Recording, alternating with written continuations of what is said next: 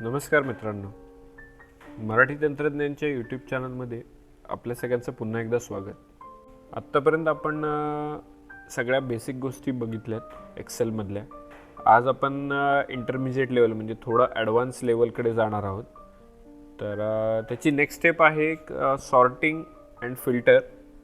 तर आता आपल्याकडे जो डेटा आहे किंवा आपण जो डेटा फिल करणार आहोत त्या डेटामधला आपल्याला फक्त रिक्वायर्ड डेटा हवा असल्यास आपण ह्या मेथड्स यूज करू शकतो.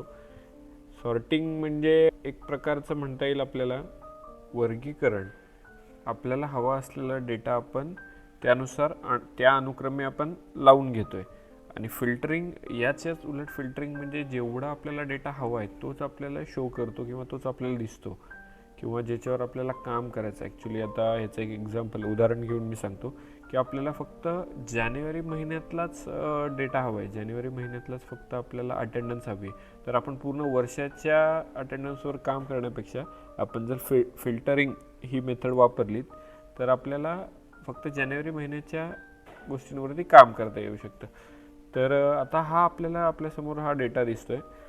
तर हा डेटा आत्ता तुम्हाला या डेटामध्ये काहीच कळण्यासारखं नाही आहे. तर या डेटामध्ये सगळ्यात पहिल्यांदा आपण आत्तापर्यंत एक्सेलमध्ये आपण ज्या बेसिक गोष्टी शिकलोत की फॉन्ट, अलाइनमेंट्स, डेटा क्लिनिंग, या सगळ्या गोष्टी आपण इथे अप्लाय करूया. तर ह्याच्याच रिलेटेड एक प्लेलिस्ट मी वरती तुम्हाला आय बटनमध्ये दिसेल की ज्यामध्ये सगळ्या एक्सेल रिलेटेडच्या बेसिक गोष्टी आहेत त्या तिथे तुम्हाला मिळतील. तर हा डेटा मी क्लीन करून घेतो की ज्यानुसार आपल्याला फिल्टर करण्यासाठी किंवा सॉर्ट करण्यासाठी हा डेटा जरा इझी होईल. आत्ता तुम्ही बघताय हा डेटा कसा आहे आणि आता बघा. आता इथे तुम्ही बघू शकता की हा डेटा आपण क्लीन करून घेतलेला आहे. एका परफेक्ट मॅनरमध्ये हा डेटा लावला आहे की वरती हायलाइटेड रोजमध्ये तुम्हाला पॅरामीटर्स कळत आहेत आणि त्या पॅरामीटरच्या खाली काय डेटा आहे हे कळतं आहे की इथे कस्टमर नेम आहे. नेम्स सगळे मिळतील आपल्याला. इथे रो आय डी आहे, डेट्स आहेत, मोड आहे, प्रोडक्ट आय डी आहे. ओके. तर आता आपण पहिल्यांदा सॉर्टिंग बघूया. सॉर्टिंग म्हणजे वर्गीकरण की आता हे जे नेम्स आहेत या नेम्सला तुम्हाला ए टू झेड अलाइन करायचं आहे. म्हणजे सगळ्यात पहिल्यांदा जो रेकॉर्ड आहे तो ए पासून सुरुवात होणारा हवा आहे और झेड पासून सुरुवात होणारा हवा. तर त्यानुसार तुम्ही हे अरेंज करू शकता. तर आता आपण पाहूया पहिल्यांदा डेटा सॉर्टिंग. आता हा आपल्यासमोर सगळा डेटा आहे. सॉर्टिंग करण्यासाठी जेवढा आता तुम्हाला करायचं आहे सॉर्टिंग कस्टमर नेमसाठी आपल्याला युनायटेड स्टेट्स म्हणजे ज्या कॉलमला आपल्याला सॉर्ट करायचं आहे तिथे पण आपण सॉर्ट करू शकता की आपल्याला कंट्री आता त्यांचे एकच आहे. सिटी वाईज तुम्हाला ए टू झेड सॉर्टिंग करायचं आहे की ए पासून डिफॉल्ट येणाऱ्या कंट्री स्टार्टिंगला आणि झेडच्या लास्टला. तर तुम्ही सिटी कॉलमला लावू शकता. ते आपल्यावरती असं की कुठल्या कॉलमसाठी अप्लाय करायचं आहे. सगळ्यात पहिल्यांदा आपण नेमपासून सुरुवात करूया. तर सॉर्टिंगमध्ये दोन प्रकारच्या चुका मेनली होतात की ह्यामध्ये आपण सिलेक्ट करताना पूर्ण कॉलम सिलेक्ट करायच्या ऐवजी सिंगल कॉलम सिलेक्ट करायचा की ज्याला आपल्याला सॉर्ट लावायचं आहे. ओके. आणि सिलेक्ट करताना सॉर्टमध्ये सॉर्ट ए टू झेड. आत्ता आपण तिन्ही प्रकार बघणार, झेड टू ए आणि कस्टम सॉर्ट. पण आता सुरुवातीला आपण सॉर्ट ए टू झेड बघूया. कस्टमर नेमचा कॉलम सिलेक्ट केला, sort A to Z select केलं, एक्सपांड द सिलेक्शन आणि continue with the current selection. जर एक्सपांड द सिलेक्शन तुम्ही केलं तर कस्टमर नेम, क्लेअर, गिफ्ट ह्याच्या रेफरन्सला जो काही पॅरलल डेटा आहे तो पण सीच्या अल्फाबेटिकल ऑर्डरमध्ये जाणार. नाहीतर आत्ता काय होणार, फक्त हा कॉलमच जर आपण कंटिन्यू विथ करंट सिलेक्शन केलं तर हा कॉलम फक्त अल्फाबेटिकली ऑर्डर होईल. पण आपल्याला असं नको आहे. आपल्याला पूर्ण जो डेटा आहे, जे रेकॉर्ड्स आहेत, आता हॅरॉल्डला जो आय डी दिलेला आहे, कस्टमर आय डी आहे हॅरॉल्डचा 14815. ओके. तोच आय डी त्याचा तिथे राहिला पाहिजे. आत्ता आपण बघूया एक कंटिन्यू विथ करंट सिलेक्शन करून पाहूयात आपण. सॉर्ट जर मी केलं तर इथे अल्फाबेटिकली ते सेट झालेत, पण 14815 हा जो आय डी आहे तो ॲरॉन हॉकिन्स या माणसाच्या नावावरती अलॉट झालेला आहे, जे की चुकीचं आहे. म्हणजे हे रेकॉर्ड्स तुमचे जर व्हेरीफाय करायचे झाले किंवा तुम्हाला सिस्टीममध्ये टाकायचे आहेत, तर ह्यानुसार सगळा डेटा हा एकमेकांना एक्सचेंज झालेला आहे. तर आपल्याला सिलेक्ट करताना, आता मी इथे कंट्रोल झेड करतोय, ओके, सिलेक्ट करताना आपल्याला एक्सपांड द सिलेक्शन असाच फीचर आपल्याला यूज करायचं आहे. एक्सपांड द सिलेक्शन केल्याने सगळा डेटा आपला अलाइन होतो. आता आपल्याला 14815 सर्च करायचं आहे. त्यासाठी मी सर्च ही कमांड यूज करतो. सर्चसाठी आहे आपल्याला इथे find and select. Find select करायचं आहे आपल्याला 14815. मेनली आपल्याला ह्या कॉलममध्ये सर्च करायचं आहे, फाइंड ऑल. ओके, तर इथे आले आहे 14815 आणि हेरॉल्ड ह्या माणसाला ते रेकॉर्ड्स अलोकेट झालेला आहे, म्हणजे ह्या माणसाचा तो कस्टमर आय डी होता. तर सॉर्टिंग आता तुमच्या लक्षात आलेलं आहे. आपण अजून एक स्टेट्ससाठी लेवलचं आपण सॉर्टिंग करून पाहूयात.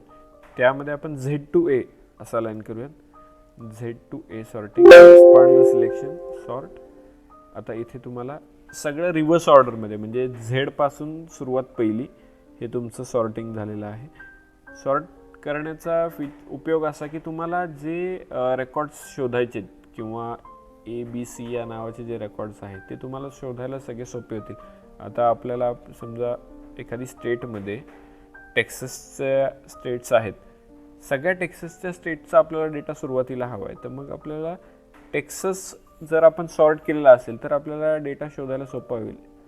आता इथे तुम्ही बघू शकता की इथे जो हा टॉप रो आहे तो कुठला रेफरन्स आहे. आता होम ऑफिसचा हेडर जे पॅरामीटर आहे ते काय आहे नक्की. आता इथे डेट बघून कळू शकते की डेट आहे किंवा इथे नंबर आहे, पण ह्या नंबरमधला कस्टमर आय डी कुठला आणि मेन रेफरन्स नंबर कुठला.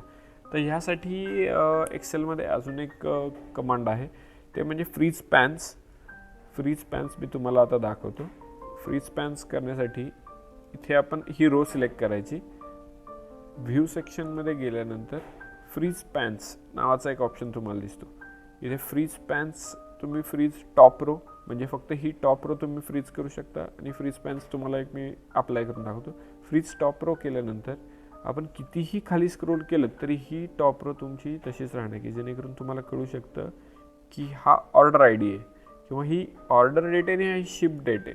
म्हणजे ऑर्डर केल्यानंतर 25 तारखेनंतर 27-28 2 दिवसानंतर ही डिस्पॅच झालेली आहे. ओके, तसंच सेम फ्रीज पॅन्स आहेत. तर तुम्हाला अनफ्रीज करण्यासाठी इथेच तुम्हाला ऑप्शन मिळतो अनफ्रीज पॅन्स म्हणून. आता आपण 3 रेकॉर्डपर्यंत आपल्याला समजा फर्स्ट 2 रेकॉर्ड्स आहेत ते पण आपल्याला फ्रीज हवेत, तर त्यासाठी रो सिलेक्ट करायची. ज्या रोच्या वरती तुम्हाला हवं आहे फ्रीज ती रो सिलेक्ट करायची. फ्रीज पॅन्समध्ये फ्रीज पॅन हा ऑप्शन आहे. तर ज्या रोच्या जी रो तुम्ही सिलेक्ट केली त्याच्या वरच्या सगळ्या रोज तुम्हाला फ्रीज होतील. म्हणजे आपण 3rd रो सिलेक्ट केली होती त्याच्यावरच्या जेवढ्या पण काही रोज आहेत त्या फ्रीज होणार आहेत. तर मग आपण इथे 2 रोपर्यंत फ्रीज झालेलं बघू शकता की दुसरी जी रो आहे ती कॉन्स्टंट पूर्ण रेकॉर्ड्स थ्रू आउट आपल्याला दिसते. ओके, तर हे आहे फ्रीज पॅन्स हे फंक्शन. ह्या गोष्टी आपल्याला ॲडव्हान्स एक्सेलमध्येच शिकायला मिळतात, या बेसिक एक्सेलमध्ये येत नाहीत. आपण आता ॲडव्हान्स एक्सेलकडे स्टेप बाय स्टेप चाललेलो आहोत. जरी तुम्हाला काही अडत असेल किंवा क्वेश्चन्स येत असतील किंवा प्रॉब्लेम येत आहेत ज्या आपण व्हिडिओजमध्ये किंवा ट्युटोरियल्समध्ये दाखवल्यात त्या गोष्टी वर्किंग होत नाही आहेत, तर मला तुम्ही मेल करा, मी तुम्हाला पर्सनली मेलचा रिप्लाय देईल. तर नेक्स्ट आपण बघणार आहोत फिल्टरिंग.